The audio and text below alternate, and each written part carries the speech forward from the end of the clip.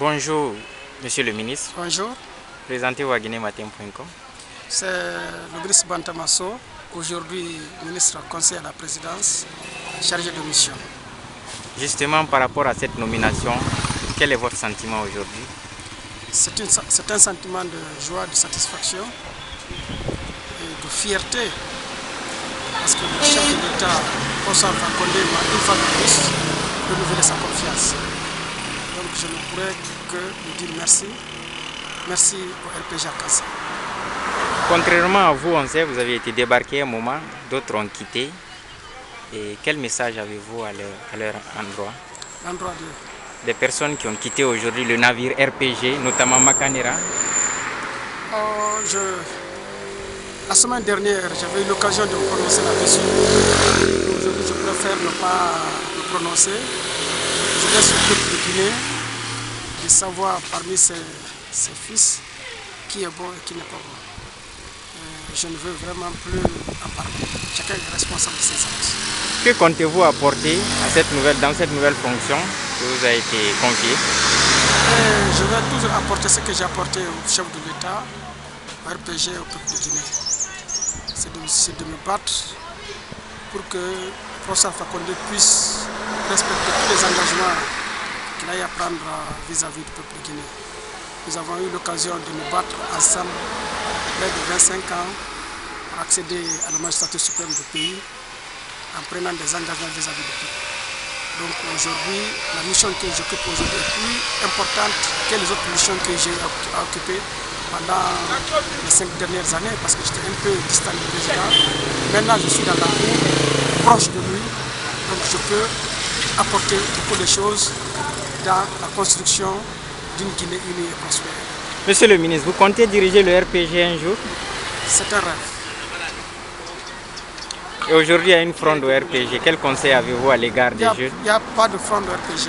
Comme je l'ai toujours dit, le RPG est une grande famille. Le RPG, c'est un grand mouvement politique. Dans tous les mouvements politiques, il y a toujours des contradictions.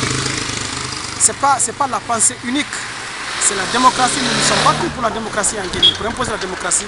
Donc nous sommes obligés d'accepter qu'il y ait la contradiction d'idées au sein du parti. Donc ce n'est pas une fronde, mais c'est un débat d'idées, c'est une contradiction d'idées. Mais comme vous le savez tous, les incompréhensions sont réglées, nous sommes compris.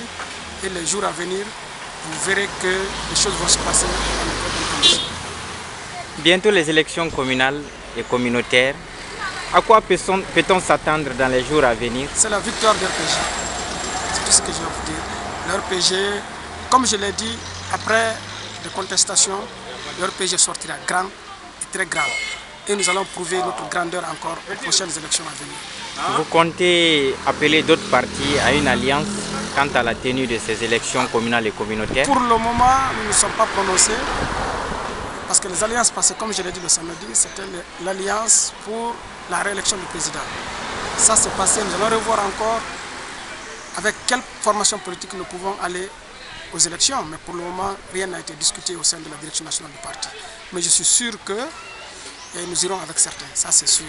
Parce qu'il y a des lieux où le parti peut désister pour d'autres et il y a des lieux où d'autres peuvent désister pour le parti. Vous avez longuement échangé sur la menace terroriste qui plane dans notre pays. Quelle est la vision du RPG aujourd'hui par rapport à ce tout? Non, ce n'est pas la vision du RPG, mais la vision de la Guinée et de l'Afrique. Il faut éviter qu'il y ait du terrorisme en Afrique. Il faut l'éviter parce que personne n'a gagné, parce que les innocents sont toujours les victimes. Nous venons de voir ce qui s'est passé à Grand Bassam en Côte d'Ivoire. Il y a plus de 20 et quelques morts. Nous avons vu ce qui s'est passé au Mali. Et nous voyons ce qui se passe du côté de Boko Haram au Nigeria et au Cameroun. Prions le bon Dieu, que Dieu épargne cela au peuple de Guinée. Parce que personne ne sera à l'abri. Monsieur le ministre, votre dernier mot? Une fois de plus, je remercie le peuple de Guinée qui a eu confiance au président Fakonde le 11 octobre passé. C'est de continuer à avoir confiance au président. Si Dieu le veut bien, nous ferons tout avec le président pour que nous soyons à la hauteur de la confiance que le peuple guinéen a portée en nous.